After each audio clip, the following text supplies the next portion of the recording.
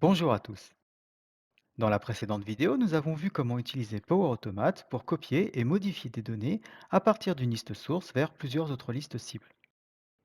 Jusqu'à présent, nous utilisons Power Automate d'une manière très simple. Mais nous pourrions donner plus de profondeur à nos flux en y intégrant des conditions par exemple. Aujourd'hui, nous allons paramétrer Power Automate avec des conditions de telle sorte que l'utilisateur de la liste source aura le choix des listes cibles vers lesquelles envoyer les données. Merci pour vos likes, merci pour votre soutien. C'est parti.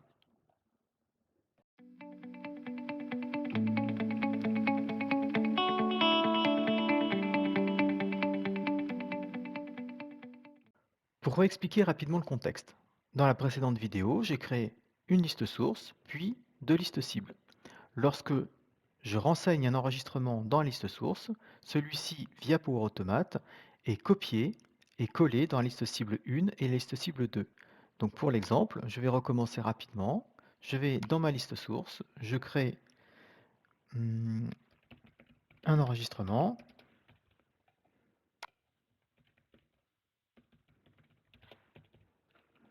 Voilà, j'enregistre. Et en principe, le Power Automate s'exécute et va me copier-coller les données dans mes deux autres listes. Puis, lorsque je me rends dans mes listes cibles, je vois bien que l'enregistrement a été récupéré, puis collé dans mes deux autres listes. Voilà. À présent, ce qui va m'intéresser, c'est d'ajouter à mon flux des conditions de manière à pouvoir choisir depuis la liste source si on veut copier les données dans la liste 1 ou la liste 2. Alors, vous avez sans doute déjà remarqué que dans ma liste source, lorsque j'ai créé un nouvel enregistrement, par rapport à la semaine dernière, j'ai rajouté un champ liste cible. Alors, je vais le rendre disponible sur ma liste. Donc, je l'avais masqué. Liste cible. Voilà, elle est ici. Alors, c'est tout simplement un champ à choix multiples qui me permet de renseigner si je cible la liste 1 ou bien la liste 2. Du fait que mon flux actuel se contente de copier les données de la liste source vers la liste cible, sans pouvoir sélectionner la liste de destination, je vais retourner dans Power Automate afin de reparamétrer un nouveau flux. Je me rends donc dans Power Automate afin de paramétrer un nouveau flux. Effectivement, je retrouve le paramétrage de la semaine dernière qui consistait à copier des données dans d'autres listes. Bon, ce flux, je vais le désactiver puisqu'il ne me sert plus à rien et je vais le dupliquer de manière à pas tout recommencer. Voilà. Le titre, eh ben, je vais mettre condition de copie des données dans d'autres listes. Bon, après tout, ce n'est qu'un titre. Voilà, voilà. Et puis, tiens, puisqu'il est désactivé par défaut, effectivement, je le réactive. Puis, je vais l'éditer afin de le modifier. Alors, mon flux consistait donc, j'avais une première fenêtre, l'action lorsqu'un élément est créé. Deuxième action, oui, donc je copie dans la cible 1 le titre et la description de l'élément créé et de même dans l'élément 2. Donc là, je vais rajouter une condition, donc ajouter une action qui va être de type contrôle. Et là, j'ai deux possibilités pour réaliser des conditions. Soit j'utilise l'élément condition qui va être tout simplement un si alors, si une action se réalise, alors je vais lui demander de réaliser une autre action, ou bien je peux faire, utiliser le contrôle bascule, basculer qui est en fait l'équivalent d'un switch. Alors, dans notre cas, les 2 vont pouvoir servir à la même chose. Quelle est la différence entre une condition, si alors et puis un switch avec, différents cas? Hem, alors selon moi, la condition va être, peut-être, plus fine. On va dire qu'on va pouvoir rajouter plus, et rajouter plus de paramètres. Heu, Par contre, ça va vite devenir brouillon. Le switch est plus lisible selon moi, est plus simple et plus lisible et de toute manière, je vais passer par les 2 types, 2 conditions pour montrer le résultat. Donc là, je vais commencer par la première.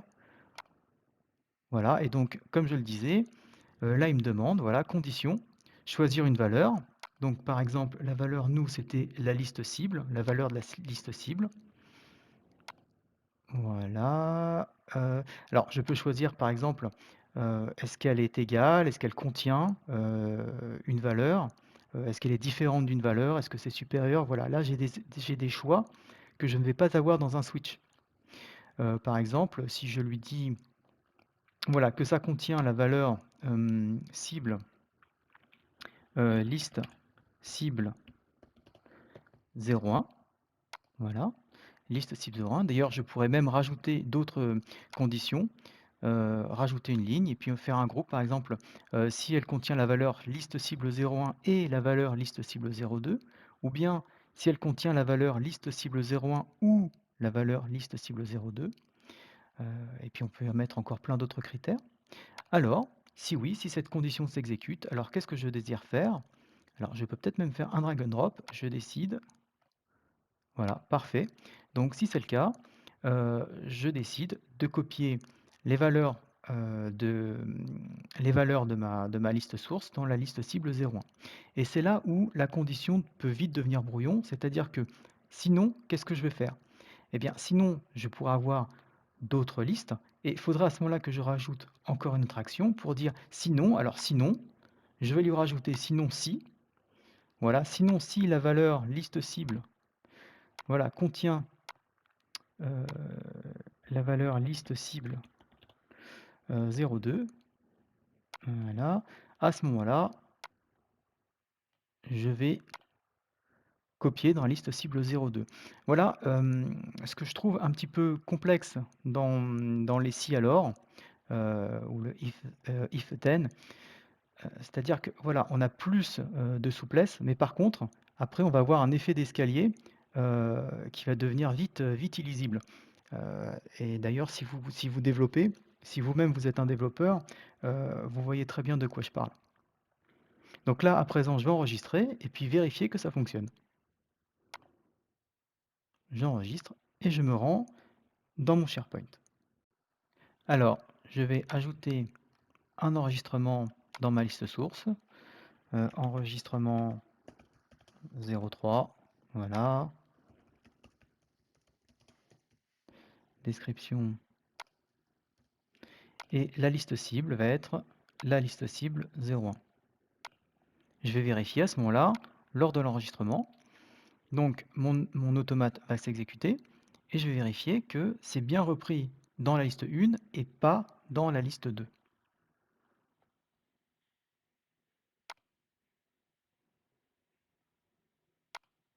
Voilà, je me rends dans ma liste cible 1 et j'ai bien mon enregistrement 3.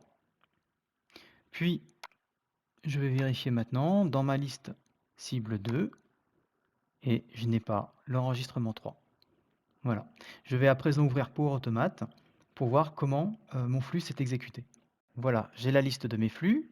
Celui qui m'intéresse, condition de copie des données, qui s'est déroulé avec succès. Je vais l'ouvrir pour voir un petit peu comment ça s'est passé. Donc lorsqu'un élément est créé, ok, il est passé dedans. Appliquer à chacun des éléments créés. Donc la condition qui s'est avérée exacte, il est passé par là. Donc, hop.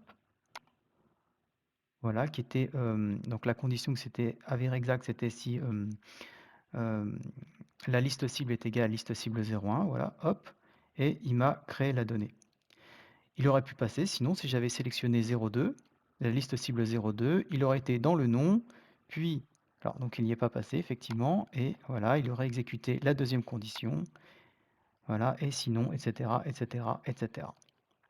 Alors à présent, maintenant que je vous ai montré comment ça fonctionnait avec la première méthode, maintenant je vais réaliser avec la méthode des switches. Je retourne sur la liste de mes flux. Cette fois, je ne vais pas ouvrir le flux pour le consulter, je vais le modifier. Voilà. Et je vais effacer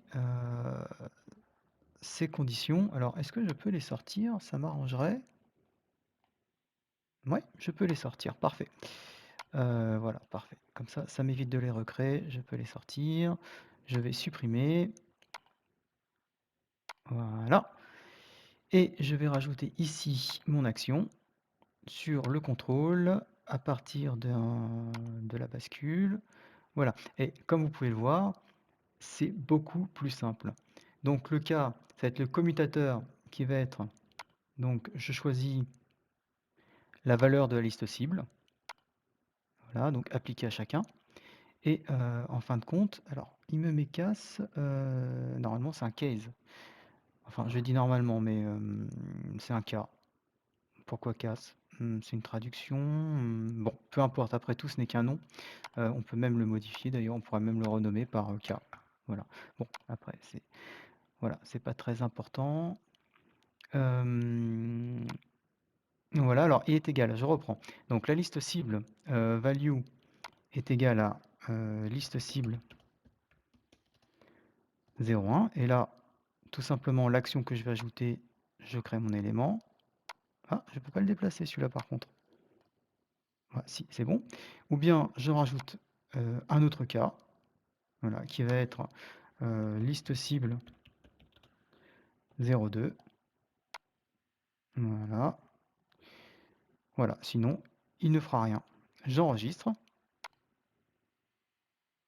Alors comme vous pouvez le voir, c'est beaucoup plus clair et je vais aller tester à nouveau que ça fonctionne bien. Encore une fois, je retourne dans mon SharePoint, je vais ajouter encore un enregistrement, l'enregistrement 4 cette fois. Voilà.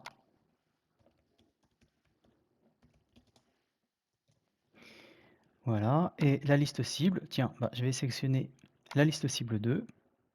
Hop, j'enregistre.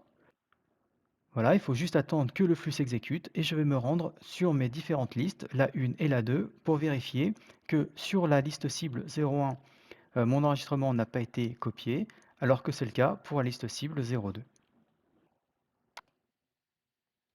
Contenu du site, liste cible 01. Voilà, mon enregistrement 4 n'a pas été créé. Et par contre, sur la 2, mon enregistrement 4 a été créé. Maintenant, qu'est-ce qui se passe si je crée un enregistrement pour lequel j'ajoute la liste cible 1 et la liste cible 2? Donc enregistrement 5.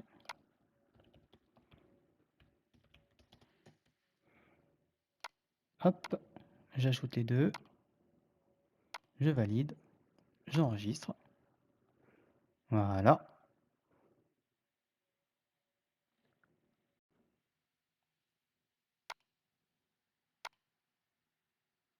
Alors, liste cible 1, j'ai bien mon enregistrement 5. Liste cible 2, j'ai bien mon enregistrement 5 également. Comme tout à l'heure, il peut être intéressant d'aller dans Power Automate pour voir un petit peu comment le flux s'est déroulé.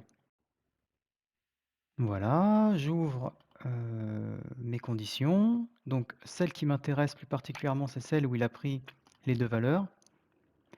Donc lorsqu'un élément est créé, appliqué à chacun, le commutateur. Donc je vois que une première fois, hop, il est passé là, il a vu que la valeur est égale à liste cible 01 et il est passé ici.